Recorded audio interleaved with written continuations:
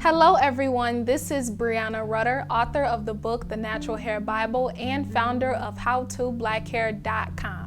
And for these special videos, I love to answer all of the questions you all send me via email. So if you have any questions that you would like for me to answer, be sure to check out the description box below this video for additional information. So without further ado, we're going to get right on to it. And I recently received an email from a lady named Unique. And Unique told me that she likes to wear sew-ins, which is her favorite hairstyle, but she's noticing that when she takes down her sew-ins, her hair always acts differently to the same hair care practices and products that she likes to use. And she wants to know why, and she wants to know if I could help her figure out what's going on.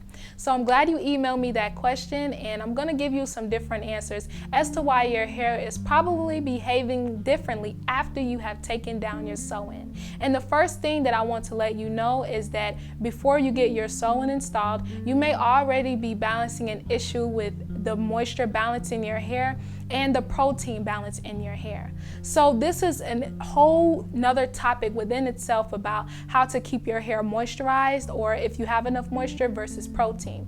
Because typically speaking, when you have too much protein in your hair, it's very easy for you to experience breakage. You can literally just put a wide tooth comb through your hair and your hair will constantly break off when you comb it. That means you have too much protein in your hair. And also, if you notice that when you do comb your hair and it gives a lot of stretch, way more than normal, and then it snaps or it feels really thin and wispy sometimes, this could be because you are lacking moisture in your hair. So in order to figure out which one is in your favor or not in your favor, you have to know how your hair behaves and aves.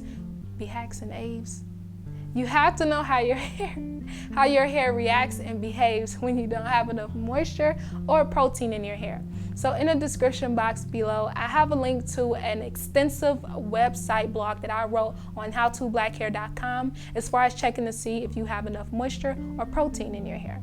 And the second answer that I want to give in regards to making sure that your hair behaves when you take down your sew-in is that you want to play a balancing act when you have your hair installed. So what I mean by that is, number one, you need a spray that's going to constantly incorporate protein in your hair. And number two, you need some type of leave-in spray that's going to constantly incorporate moisture.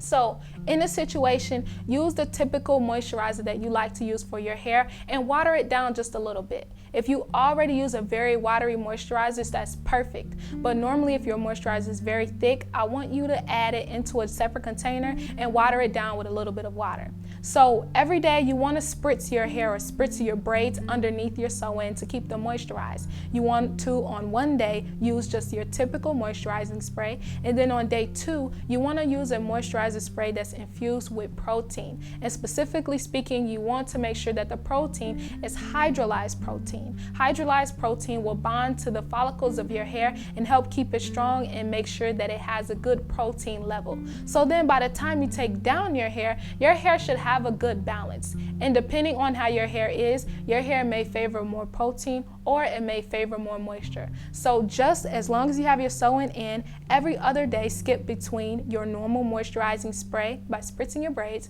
or use a spray that's infused with hydrolyzed protein to help give you that healthy balance. So Unique, I hope that that's helped you, and I like your name. It's super unique and it's called Unique. But anywho, I'm glad that you emailed me and that you told me the situation you were having with your hair so that I could help you in the best way that I know how. So if any of you have any questions that you would like for me to answer, be sure to go to the description box below this video to figure out how you can get those questions to me. But until then, I will see you all in my next video.